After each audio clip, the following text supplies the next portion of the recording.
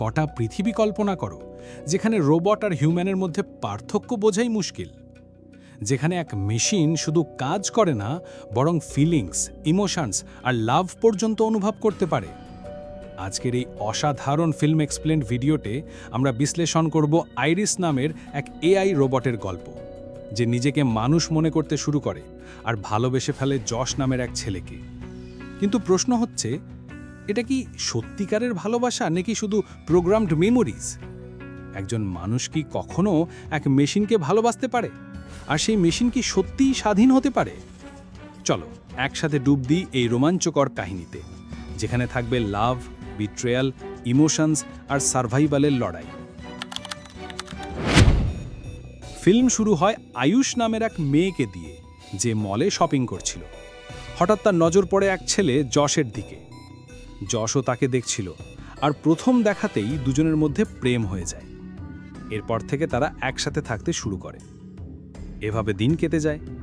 একদিন যশ আয়ুষকে নিয়ে যায় একটি ট্রিপে। জায়গাটি ছিল যশের এক বন্ধুর বাড়ি, যেখানে সবাই জড়ো হচ্ছিল। সেখানে পৌঁছে তাদের সাথে যশের এক বান্ধবীর দেখা হয়, যে কোনো কারণে আয়ুষকে পছন্দ করত না। এই বাড়ির মালিক ছিল যশের সেই বন্ধু, যে অনেক ধনী ছিল এবং আসলে একজন মাফিয়া। সেই তাদের সবাইকে আমন্ত্রণ জানিয়েছিল। সেখানে আরও এক ছেলে, প্যাট্রিক, এবং তার বয়ফ্রেন্ড ছিল, যারা একে অপরকে খুব ভালোবাসত। এবার মাথায় প্রশ্ন আসতেই পারে যে দুই ছেলে কিভাবে একে অপরকে ভালোবাসতে পারে। এর উত্তর আমরা পরে জানব। রাত হয়ে যায়, সবাই অনেক ড্রিঙ্কস, ডান্স আর মজা করে। পরদিন সকালে আয়ুষ আর যশ বাড়ির পাশে নদী নিয়ে কথা বলছিল। আয়ুষ বলে, চলো নদীর ধারে যাই, খুব মজা হবে। যশ বলে, তুমি যাও, আমি আগে গোসল ছেড়ে আসি। আয়ুষ একা নদীর ধারে যায়। হঠাৎ সে দেখে তার পকেটে একটা ছুরি আছে। অবাক হয়ে ভাবে, এটা আমার পকেটে এলো কিভাবে? ঠিক তখনই বাড়ির মালিক সেখানে আসে। আয়ুষ তাড়াতাড়ি ছুরিটা আবার পকেটে রেখে দেয়।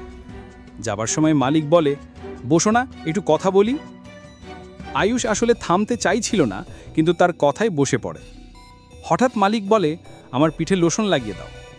আয়ুষ এটা শুনে খারাপ বোধ করলেও বাধ্য হয়ে করতে থাকে। কিন্তু সেখানেই শেষ হয়নি। সে আয়ুষের হাত ধরে টেনে কাছে আনে। আয়ুষ বলে, এটা তুমি কি করছো? ছেড়ে দাও আমাকে, এটা ভুল কাজ। কিন্তু মালিক বলে, কোনো সমস্যা নেই আমার জান, যেমন আমি বলছি তেমনই করো। আয়ুষ রেগে গিয়ে বোতল দিয়ে তার মুখে আঘাত করে। মালিকও গালিগালাজ দিয়ে তাকে জোরে চড় মারে। মারামারি শুরু হয়। মালিক আয়ুষের গলা চেপে ধরে, প্রায় মেরে ফেলছিল। আত্মরক্ষায় আয়ুষ ছুরিটা তার গলায় ঢুকিয়ে দেয়। সে সাথে সাথে মারা যায়। কিছুক্ষণ পর আয়ুষ রক্তে ভেজা হাতে ছুরি নিয়ে বন্ধুদের কাছে ফিরে আসে। সে কাঁদতে কাঁদতে বলে, আমি তাকে মেরে ফেলেছি, আমি ইচ্ছে করে করিনি, সে আমাকে জোর করছিল, আমার জীবন নিতে যাচ্ছিল। তখন যশ সামনে এসে বলে, শাট ডাউন।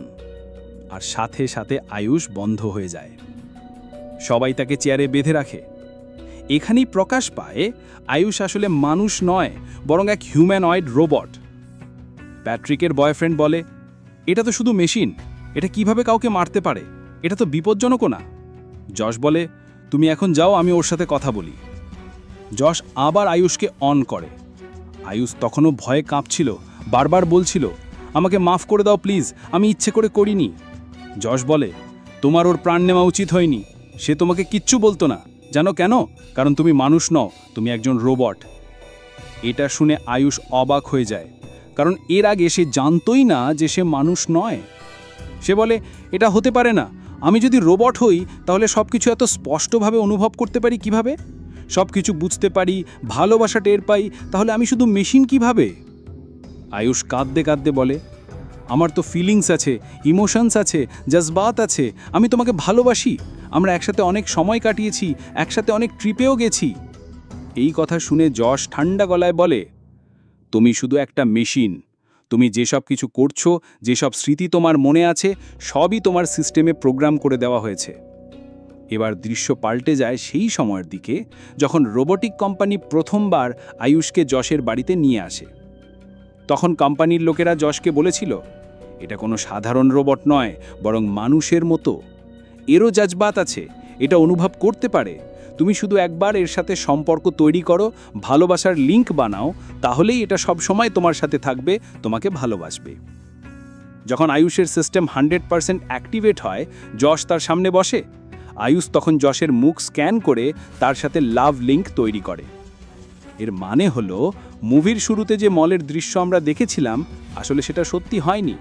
সেটা শুধু আয়ুষের সিস্টেমে মেমোরির আকারে বসানো হয়েছিল, যাতে মনে হয় তাদের প্রেম সেখান থেকেই শুরু হয়েছে। আসলে তারা মাত্র 1 সপ্তাহ ধরেই একসাথে আছে, কিন্তু সেই কৃত্রিম স্মৃতির কারণে আয়ুষের মনে হয় সে অনেক বছর ধরে যশের সাথে আছে। যশ তাকে আরও বোঝায়, তোমার চোখ দিয়ে যেটা বেরোয় সেটা আসলে কান্নার জল নয়, শুধু পানি। তোমার ভেতরে একটা ট্যাঙ্কার আছে, যখন তুমি ইমোশনাল হও তখন পানি বেরিয়ে আসে। সব কিছু শুনেও আয়ুষ হাউমাউ করে কাঁদতে থাকে, বলে, যাই হোক না কেন, আমি তবুও তোমাকে ভালোবাসি। ঠিক তখনই যশের এক বান্ধবী এসে জিজ্ঞাসা করে, তুমি এখন ওকে শাটডাউন করোনি কেন? এটা শুনে আয়ুষও বুঝে যায় ওরা ওকে বন্ধ করে দেবার পরিকল্পনা করছে। যশ তখন তাকে একটা রুমে নিয়ে যায়। সেখানকার কথোপকথন থেকে আমরা জানতে পারি পুরো ঘটনাটা আসলে তাদের প্ল্যান করা ছিল। আসলে তারা ইচ্ছে করেই বাড়ির মালিককে খুন করিয়েছে, যাতে তার সব টাকা নিজেদের করে নিতে পারে। যশ তার বন্ধুকে বলে, এখন তোমার রাস্তা একেবারে পরিষ্কার। কোম্পানি আসার আগে আমি আয়ুষকে রিস্টার্ট করে দেব। তখন সে সব কিছু ভুলে যাবে আর আমরা তার উপরই দোষ চাপাতে পারব। ওদিকে আয়ুষ চেয়ার থেকে বের হওয়ার চেষ্টা করছিল। তখন তার চোখে পড়ে নিচে পড়ে আছে সেই ছুরি। চেয়ার টেনে এসে সামনে এগোয় আর নিচে ঝুঁকে সেটা নিতে যায়।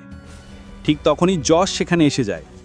যশ যখন তার দিকে এগিয়ে আসে, আয়ুষ হঠাৎ ছুরি দিয়ে তার গলায় আঘাত করে। যশ আহত হয়ে মাটিতে পড়ে যায়। আয়ুষ দ্রুত নিজেকে মুক্ত করে, যশের ফোন নিয়ে বাড়ি থেকে বেরিয়ে জঙ্গলের ভিতর দৌড়ে পালিয়ে যায়। যশের বান্ধবী শুধু তাকিয়ে থাকে, কিছুই করতে পারে না। ওদিকে প্যাট্রিকের বয়ফ্রেন্ড জানতে পারে আয়ুষের পকেটের ছুরিটা আসলে যশই রেখেছিল। যশ তাকে স্বীকার করে বলে, হ্যাঁ, সবই আমাদের প্ল্যান ছিল। কোম্পানি আসার আগে যদি আমরা আয়ুষকে না ধরি তাহলে আমরা সবাই ফেঁসে যাব। তারপর সে একটা পেনড্রাইভ বের করে দেখায়। এটার সাহায্যে আমি আয়ুষের সিস্টেম চেঞ্জ করতে পারবো, পুরোপুরি নতুন করে প্রোগ্রাম করতে পারবো, কিন্তু এর জন্য আমাদের তাকে ধরতেই হবে। যশ এবার প্যাট্রিকের বয়ফ্রেন্ডকে টাকার প্রলোভন দেখায়। সে বলে, বাড়ির মালিককে মেরে যে টাকা পেয়েছি সেটা আমরা ভাগ করব, 3 ভাগ হবে, একটা যশের, একটা আমার বান্ধবীর আর একটা তোমার। কিন্তু প্যাট্রিকের বয়ফ্রেন্ড বলে, 3টে নয়, 4টে ভাগ হবে। প্যাট্রিককে ভুলে গেলে কেন? ও আমার সাথে আছে, ওরও প্রাপ্য আছে। যশ কঠিন গলায় বলে, না, আমি সেটা করব না, শুধু 3 ভাগই হবে। এটা শুনে প্যাট্রিক রেগে গিয়ে প্যাট্রিককে শাটডাউন করে দেয়। প্যাট্রিক অফ হয়ে যায়। এখানেই বোঝা যায় প্যাট্রিকও আসলে একজন রোবট। যশের বান্ধবী বলে, এখানে মোট কয়েক মিলিয়ন ডলার আছে, তার মধ্যে কিছু তোমাকে দেব, কিন্তু আয়ুষকে ধরতে হলে আমাদের সাথে যোগ দাও। প্যাট্রিকের বয়ফ্রেন্ড রাজি হয়, তবে শর্ত রাখে, গান আমি রাখব, কারণ আয়ুষ এখন খুবই বিপজ্জনক। তারপর সে আবার প্যাট্রিককে অন করে। অন্যদিকে আমরা দেখি আয়ুষ জঙ্গলের ভিতর আরও গভীরে চলে এসেছে। তার কাছে যশের ফোন আছে, আর সৌভাগ্যক্রমে সে তার পাসওয়ার্ডও জানে। ফোন চালু করে সে ডিভাইস কন্ট্রোল সেটিংসে ঢুকে পড়ে। ওখানে সে একটা অপশন দেখে, ইন্টেলিজেন্স লেভেল।